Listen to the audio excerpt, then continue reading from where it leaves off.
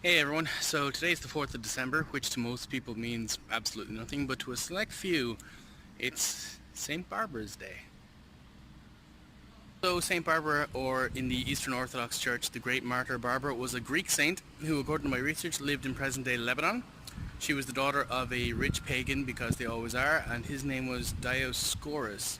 Now, by all accounts, Dioscorus was overprotective of his daughter, and while he was going away on a trip, he had a tower built for her as a private bathhouse, where basically she was meant to be kept away from the world, which is why Barbara is very often depicted with a tower.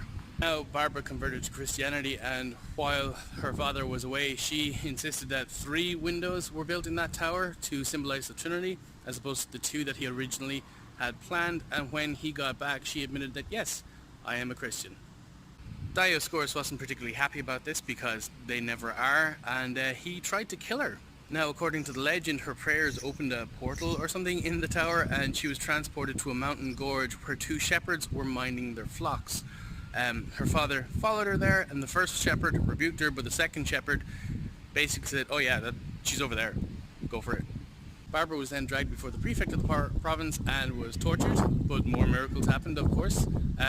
So allegedly, every night her prison cell would be bathed in bright light, and the next morning any new wounds would be healed, and torches that were brought to burn her were extinguished as soon as they got near her. Eventually she was sentenced to death by beheading, and Dioscorus himself drew his sword and killed her. On the way home from that event, he was struck by lightning and burned to death.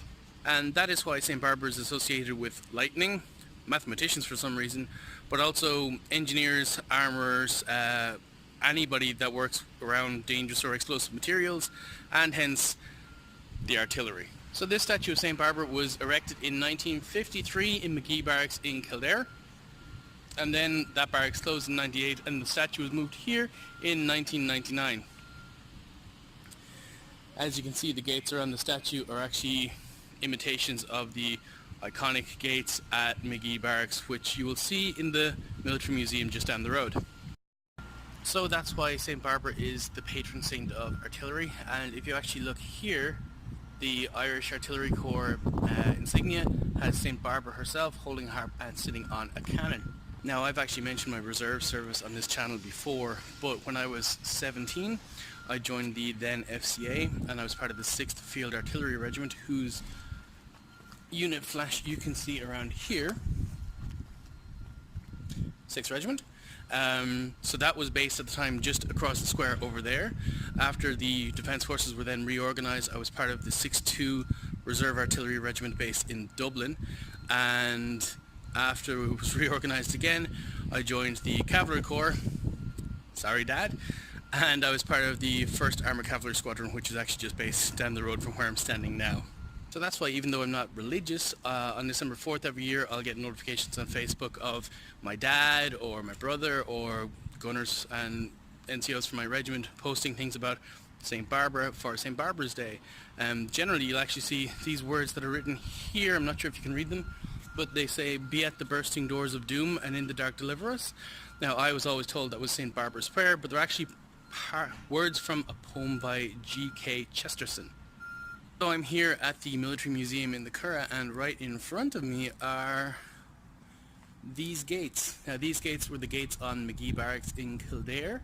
I didn't actually get it as a kid, but obviously they're cannon firing into the air because artillery. So Magee Barracks was where the artillery depot was at the time, and it was where the 6th Field Artillery Regiment was first housed until it closed in 1998. Let's go look at some of the guns. So this behind me here, this is a 3.7-inch anti-aircraft gun.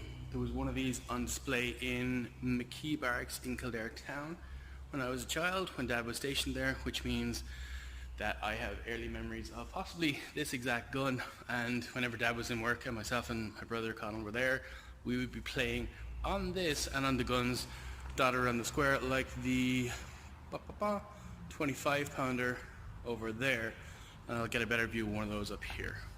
So right behind me here is a 25-pounder field gun. This would have been the first crude weapon I ever trained on, as opposed to a rifle or anything. Actually, if you look here, that insignia, I'm pretty sure means it came from Galway. And if you look at one of the pictures from, I think 2009, when we fired the last live firing of the guns, I was actually training on one of these guys' guns.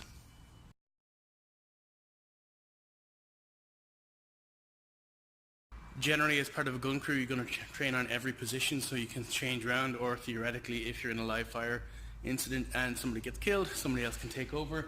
So the detachment commander would be back here-ish, giving the orders and taking the orders from the gun position officer. The loader would be standing over here, so they load and operate the breech, and the layer who aims it sits here, and this was my seat. So that's it for today, guys. Anybody who venerates St. Barbara, if that's your thing, or anybody who works in electrical or armory or explosive ordnance areas, or particularly obviously any of the gunners, past, present or future, happy St. Barbara's Day to you. And for everybody else, that's it for today. I will see you tomorrow. Bye.